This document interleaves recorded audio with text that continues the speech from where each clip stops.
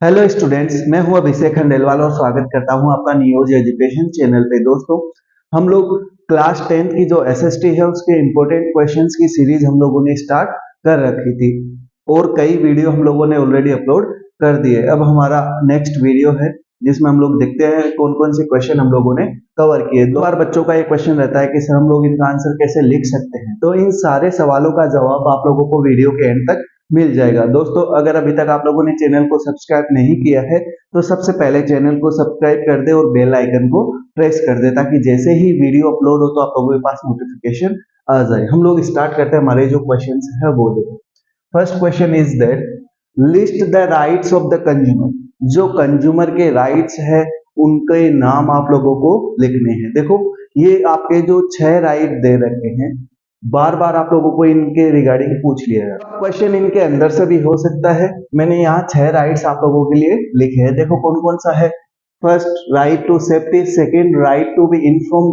Third, right to be represented. Right to choose.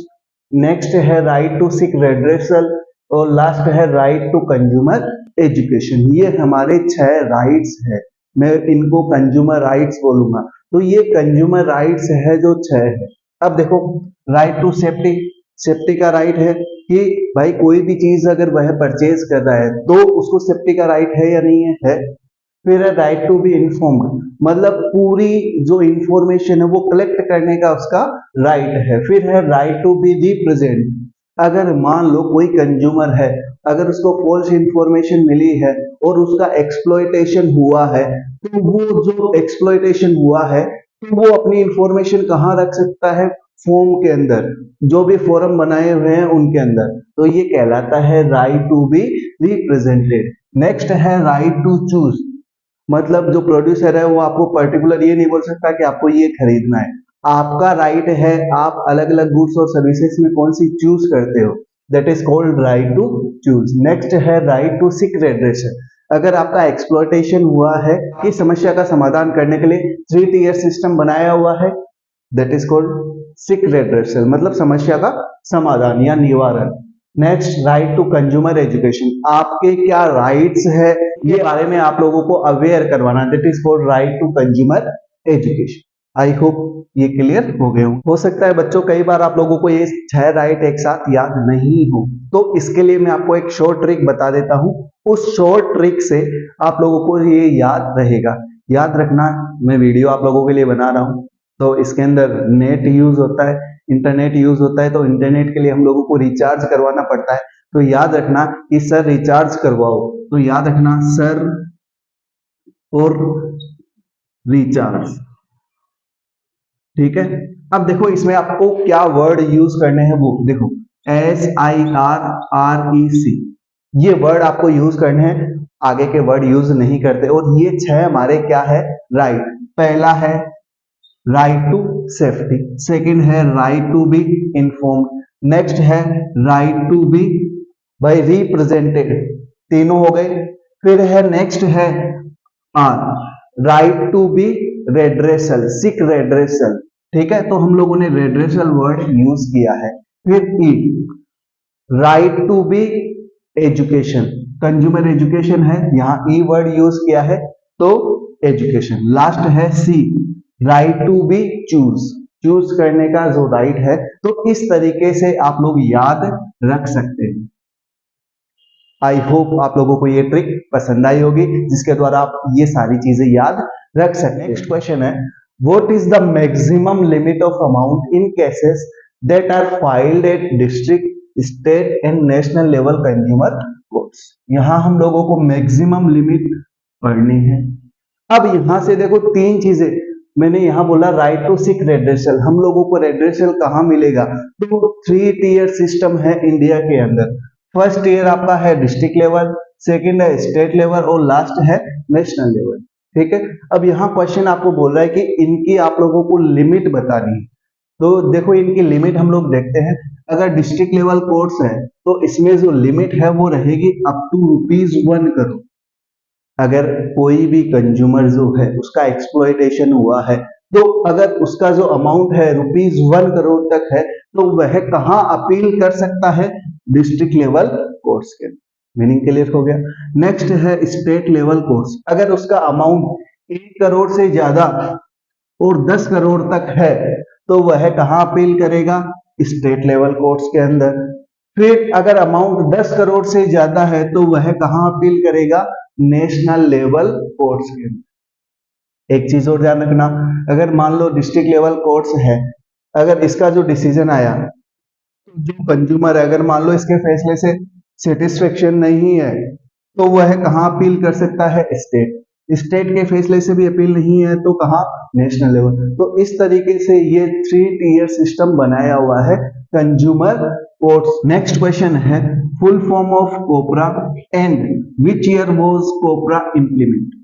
अब ये कोपरा है क्या और ये कोपरा कब इम्प्लीमेंट हुआ, ये आप लोगों को समझना है। देखो 1986, ठीक है, अमेंडेड इन 2019।